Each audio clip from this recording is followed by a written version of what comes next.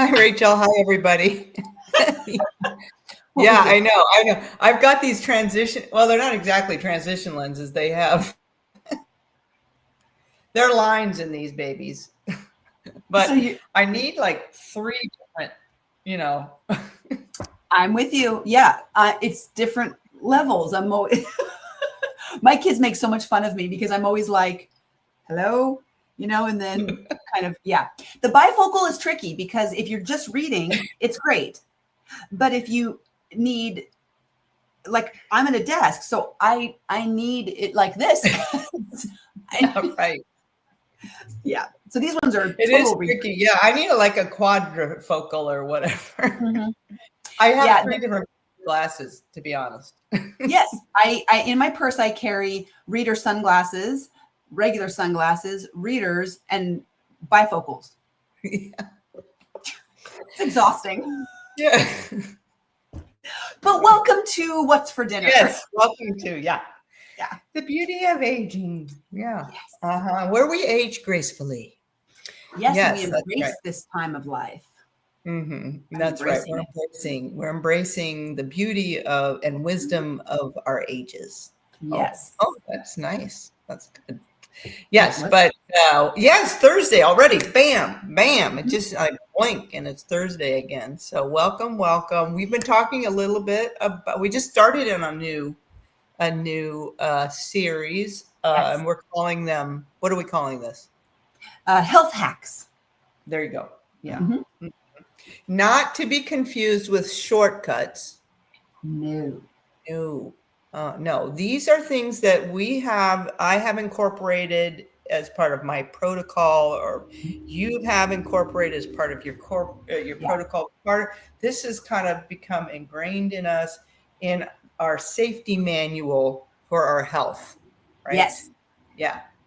And so, no, this isn't get rich quick or get healthy quick. No. Yeah. No. These are add-ons.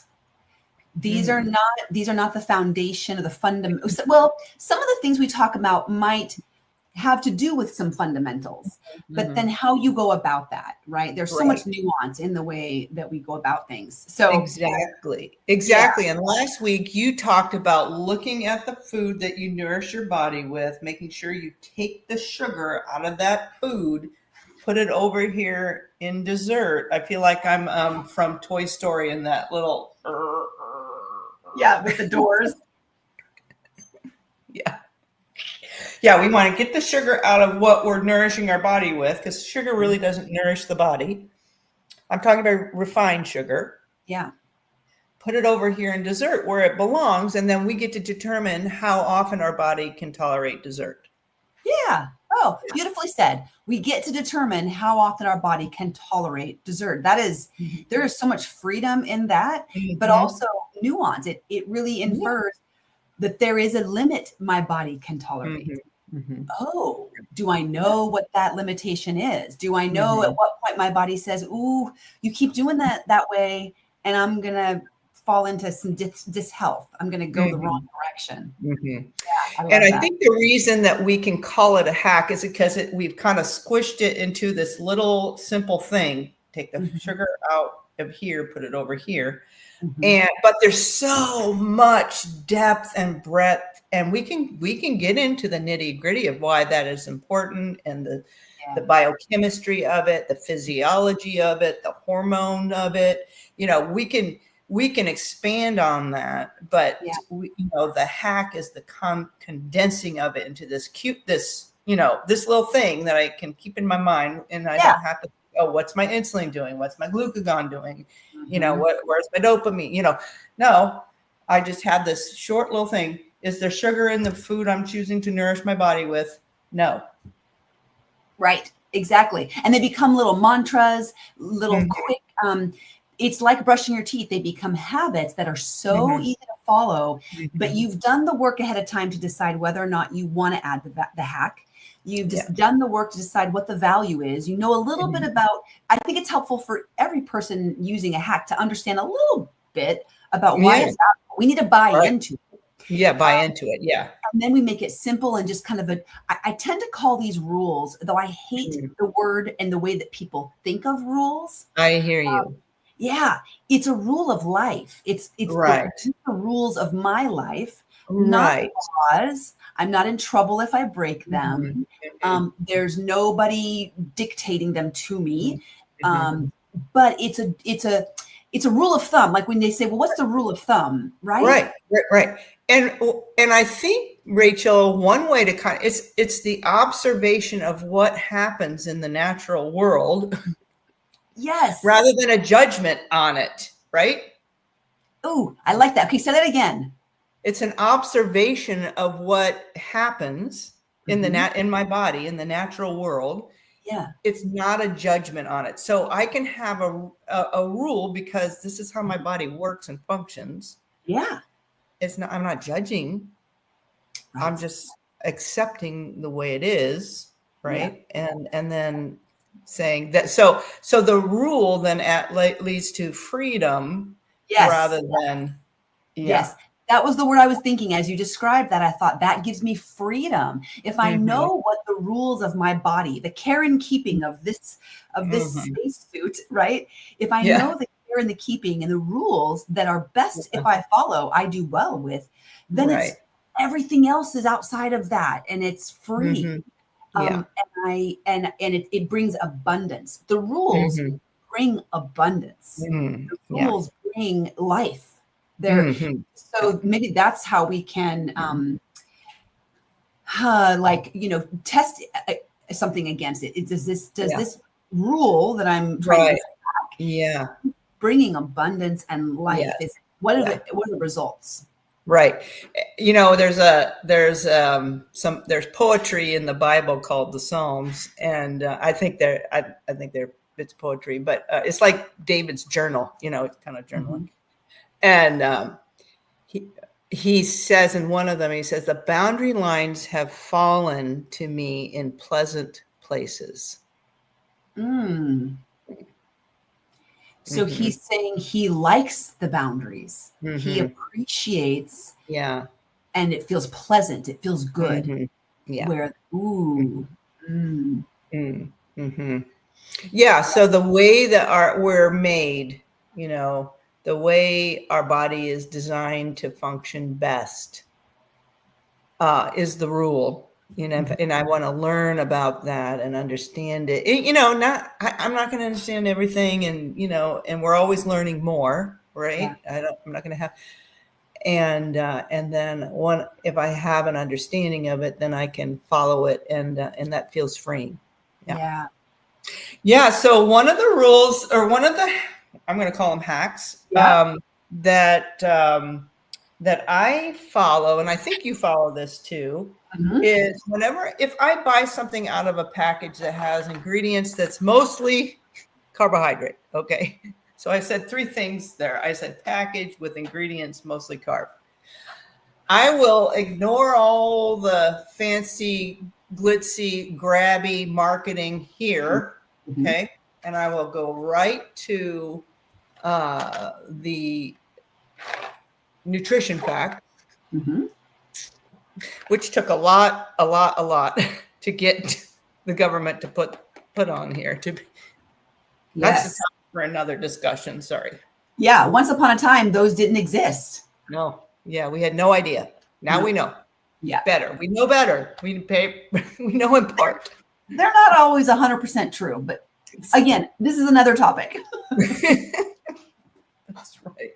But anyway, and there's a lot of information here, and sometimes this Mhm. can be very confusing. But Yeah. the thing that I zero in here on is the total amount of carbohydrates in the serving size. That's Mhm. really important.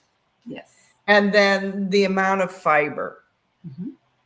And I know that traditionally we think about net carbohydrates and subtracting the fiber, which is not absorbed as calories, from the carbohydrate load to get the true number of carbohydrates. That's not what I'm doing here. Yeah. I want to know if there's enough fiber to slow down the breakdown and absorption of those carbohydrates, which eventually turn to glucose. Mhm. I want to make sure that there's enough fiber to slow the absorption of that into my bloodstream.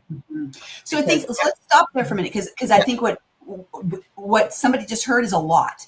And you just talked about two different ways to look at total carbon fiber. So again, go back to the label, guys. And if you're listening to this, there's a line that says carbohydrates and it says total carbs. Then you're looking, there you go. And then you're looking at the next line that says dietary fiber. That's total dietary fiber. We're not talking right now about sugars or added sugars. We're just talking about total carb and dietary fiber. And what the first thing you mentioned was net carbs. And a lot of packaging will say net carbs is only this number or that number. And this may be good or bad or not. But that's not what we're talking about, because what you just described there is a ratio that tells you. Now, redefine what this ratio is teaching you or telling you about the food. Right. It tells me that, so the bottom line is I want the energy that I'm eating to enter my bloodstream slowly. I don't want it to turn into sugar as soon as it touches my tongue, like when I eat a saltine cracker, by the way. Yes. Right. Yeah, it turns to sugar as soon as it touches my tongue. I don't want that to happen. I want there to be time for digestion and slow absorption into my bloodstream. And that will happen better the more fiber that accompanies the carbohydrate. And I'm going to say the more natural fiber that accompanies the carbohydrate. So I use a carb fiber ratio of 6-1, although I heard somebody else, another person very, very intelligent in this area, they go to 5-1. Yeah. But 6-1. And so that means I am dividing the total carbs by the total fiber. So if we divide 42 divided by 3, somebody do that math real quick. It's more than 6, Rachel. 1 is 12, 14. It's more than 6. It's more than 6, right? So this doesn't pass my test. It doesn't. It's a lot of carbohydrate that's going to turn to sugar without the protection of fiber. But Julie, I see that there's 7 grams of protein. It must be good for me. Right. Yeah. So because protein is important, we talk about that. Yeah. So would you say that the carb fiber ratio on this label, the results you're getting supersedes the protein that you see in it? That's right. Yeah. The most important thing for me on this package, because it's really, I'm using it as my energy source, not my protein source. It might add to my protein, but it's not my protein source. Great point. So yeah, but because I'm using it as my some energy, not an essential element of protein, but it's just doesn't have enough fiber because that energy is going to go into my body a little too quickly. Yeah. And so would you say, I know for me, once I learned this, once I understood what the carb fiber ratio is, what I want my body to be doing, and I want to talk more about that because I think that for people listening to understand the value of, well, why does it matter how fast sugar hits my bloodstream, right? We need to understand why that's important. Once I understood that package there that you held up lost all value to me. I was no longer willing to tolerate that food in my body, in my system, in my kitchen. And so eating a package, like we think about the spectrum of health, eating a package of pasta with some vegetables at home in a home cooked meal, to me, is better than eating McDonald's. Sure. Right? So that's a step. If someone's going from they eat out and eat fast food every day, this could be a great step in the right direction. Incredible step forward.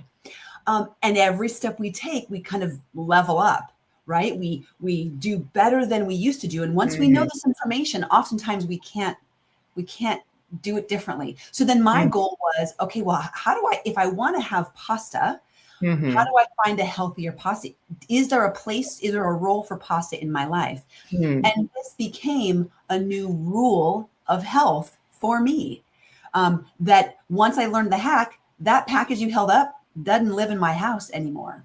Used Yeah. to, but now it's become a rule that serves me really well. I love the boundary. I love the alternatives I've found, and it feels good to kind of level up in health choices based on the knowledge and the empowerment of that. Right, right. So what choices did you find to level up? Yeah. My first next step was whole wheat pasta.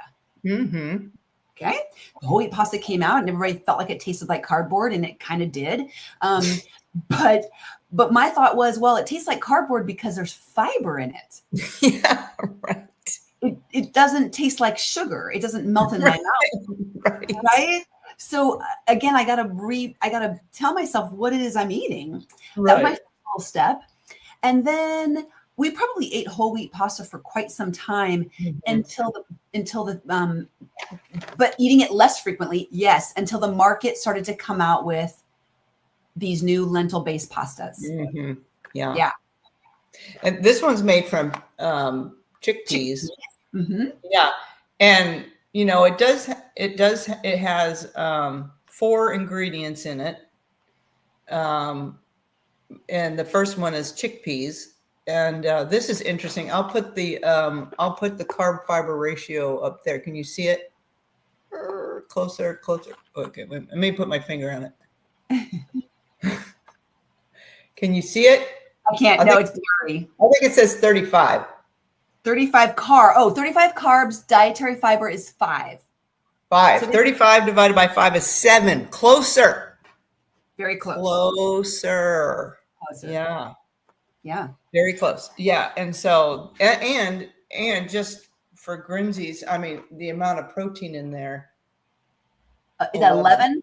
11. Yeah, 11. Yeah. So we've lowered the carb fiber ratio, and we've upped the protein, and we've got some pretty good, like only 4 ingredients. You're looking at them. Are they pretty good? Yeah. Well, chickpea, pea starch, tapioca. So this would probably be considered processed food. I mean, not probably. It is a processed food. It's not an added junk chemicals in it. Right. But yeah, there is some processing that it doesn't look like a chickpea. Right. Right. Yeah. But yeah, I think it's an upgrade from the pasta that turns to sugar in my mouth. Yeah. Yeah. Yeah. Yeah. So it's also less carbohydrate. So this serving size, and let's see, they're both 2 ounces. So the same serving size is less carbohydrate, more fiber, and more protein. Yeah. But coming back to the carb fiber ratio, it's 35 to 5. 35 divided by 5 is 7. That's closer to 6. Closer. Yeah. So the way I would incorporate this is maybe just have a smaller serving size and make sure I had plenty of other vegetable fiber in my meal. Right. Yeah. And the serving size, I think, is really important. I want to touch on this. This is another way that I helped make this decision for this rule of health for me when it comes to things called pasta, right? When we talk about like the world of pasta, when I look at 2 ounces, I measure it out, y'all. That's not very much.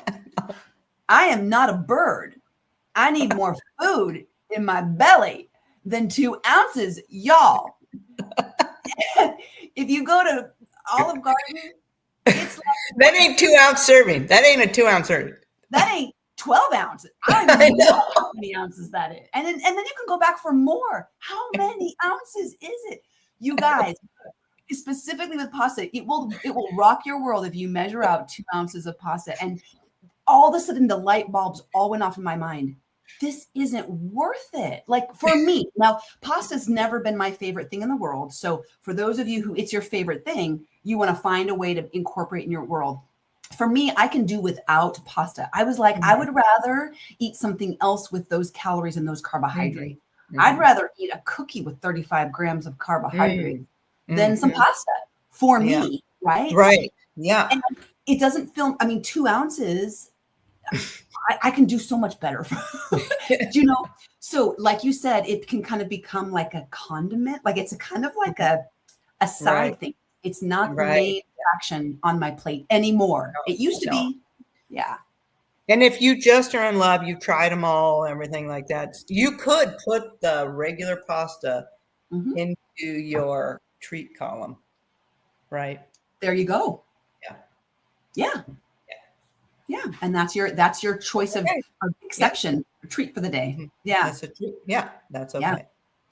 So, So, here's some other things that we often, go to is tortillas. People have like these wraps that have spinach and tomato, and they look, because they're green or red and they're not white, they look healthier. Well, if you turn, look at the label and read the ingredients, and you'll find frequently that it's a lot of carb for very, very, very, very, very little fiber. And so when there's not enough fiber, all that carbohydrate turns to sugar and spikes your blood sugar, and that starts to damage the blood vessel walls that your blood is traveling through. It can damage hemoglobin, it can damage your LDL particles, so anyway, we don't want those spikes. So I found this one. This is and this has a there's 6 carbohydrates in here and 2 fibers. Wow. So the 6 divided by 2 is 3. Ooh, I can do math today. Hey. I'm mathing. Yeah. And so what are the ingredients here? Water. There is corn, and then cactus flour, tapioca, and sea salt. So it's very, it's that as a very minimum. I know what all those things are. Yeah. So I don't have these all the time, but if I have a tortilla, I have this one because it passes my carb fiber ratio. Yeah. And I want to, revisit something you just said again about like the packaging. Being organic is good, but organic does not make a food healthy. Right. Being gluten-free can be nice. Yeah. Non-GMO. These are good things, but it doesn't mean the food is healthy or good for you. And so, like you said, don't even look at the package. Don't read any of the things on the front. Don't read any of it. It's all smoke and mirrors. Yeah. Read the nutrition label. Yeah. Right. Okay. So how about this? What are we looking at here? Yeah. A lot of us like to put granola on our plain yogurt and things like that. And again, we get sucked in by the pretty packaging and all the non-GMO, no gluten, no added sugar. So let's look at this carb, because traditionally granola can be very high in carbs and added sugar. So this one has 9 grams of carbohydrate per 1/3 cup serving, which is a nice, reasonable, good serving. That's going to give me a little crunch with my yogurt. Definitely. And 4 grams of fiber. 9 divided by 4, 2 1/4. Woo! Yeah, passes my test. Yeah. And what I love about this is granola can replace the sweetness that people normally depend on from flavored yogurts. Right. We can do a plain high protein Greek, yogurt with nothing in it but yogurt, and then sprinkle a little of this on there to get a little bit of that sweet. And that seems to be a nice swap for some of those sugar sweetened yogurts. Right. Yeah. This has almonds, coconut, sunflower seeds, dates, pecans, pumpkin seed, flaxseed, chia, strawberry, banana, vanilla. So, so not a lot of all of those, especially those last ingredients, but enough, just a little bit of sweetness without added sugar. Yeah. So. And like you said, that the not added sugar tells me they didn't, when we talked about earlier, is there sugar in my meal? There's no sugar in this. There's natural sugars from dates and from the other, whatever they put in there. Yeah. But it sounds like they didn't add sugar, and that's important because I want the sugar as much as possible to be in dessert, like we talked about last week. Exactly. Yeah. So good. Yeah. So I taught my son this when he was in high school, and it was so funny, Rachel, because we'd go to the grocery store. He kind of enjoyed going with me, or we'd have to run to the grocery store after a baseball practice or something like that. Yeah. And he'd come anyway. And I would throw something in the cart, and he would immediately pick it up and check it out and, do the math. And he's like, Mom, what's this doing in our cart? Doesn't pass the carb fiber ratio. If you're going to buy this, I'm going to go get some ramen noodles. Be careful what you teach your kids. The moral of this story, be careful how smart you make your children, because they will hold you accountable. Yeah. Oh, that is so funny. That is so funny. My son, okay, I'll tell you a son story. This is the opposite. You had a better effect than I did. My son comes home last night and he makes dinner, and he's making ground beef and quinoa. He asked me how to make quinoa. And I said, what veggie are you having? I'm not. I said, I'm sorry. What? Record scratch. What? How it? Where's the vegetable in your meal? And he goes. He comes over. He goes, Mom, we have to have a talk. And he says, you raised me with so many vegetables against my will. And I am taking a break. I said, have you had any vegetables today? He said, no, Mother, and I'm not afraid to say it. And he said, I know. He said, now that I am a grown human who can decide for myself, he said, I will tell you I had vegetables yesterday, but I'm not going to have them today. He said, one day I will revisit daily vegetables, but for now, it was so funny. And I was like, well, I'm not sure if I helped or harmed him in the way that I raised him, but there it is. Train up a child, Rachel. One day. In the end, he will not depart from it. Yeah. Right. One day when he can't go to the bathroom and he's having bowel issues, he'll come back to vegetables. Oh, that's good. That's good. Okay. What vegetables are you having for dinner tonight? Ooh, I'm having so many. I made one of my favorite recipes. It's called 3-bean chili alarm. It's got probably 25 ingredients in it, like 3 different kinds of beans, 5 or 6 different veggies. Oh my gosh, it's incredible. It's really high protein. It's very savory, but it's flavored a little differently than your standard chili. So it doesn't taste real chili, like it almost tastes a little bit more minestrone or something. So yeah, that's dinner and it was dinner last night. That's dinner tonight. How about you? I'm eating out of the garden, and when I say garden, it's not just my garden, it's other people, friends. Yes, yes. Some tomatoes here. So I'm going to make ratatouille. Yeah. Oh, I love I forgot about that. That's such a one of my favorite summer. Yeah, it's one of my favorite summer. So when the garden is a plenty, that is the So good. It may not be so pretty, because sometimes I'd spend all the time and I just put the vegetable, the zucchini, the squash, the onion, the eggplant. Yeah, you just stack them together, and but I might just kind of throw it in there. Nice, love it. Yeah, it'll be pretty either way. Yes. Yeah. Okay. All right, my friend, we'll pick up where we left off next week, but this is a good discussion, and sometimes it takes you got to practice it, so it takes a little while, but eventually it'll sink in, and it's a good one. I love it. Yeah, all right. Good conversation. All right, thanks. We'll see you next week, you guys. All right. Bye, everybody. Bye-bye. Stay